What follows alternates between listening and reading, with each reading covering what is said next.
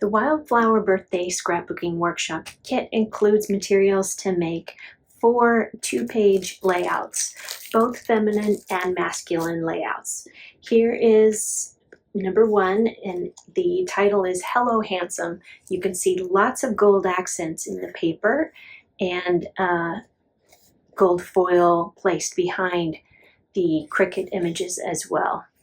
Over here we have a 4x6 flip flap. Bring it in view here just so you can add to your layout here. You can add some hidden journaling or additional photos.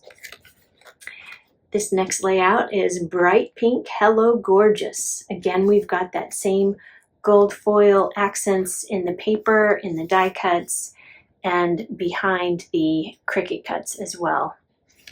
And just festive, beautiful, ready for your photos. This next one is Let's Celebrate, kind of blues and greens, a neutral color palette, but definitely leans more masculine.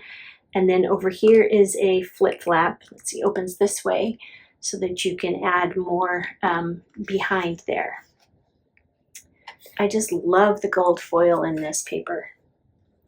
And the last layout here is a happy birthday for anyone, and although it does look a little feminine. And then at the top here, there are tags that you can pull out to add photos or journaling to.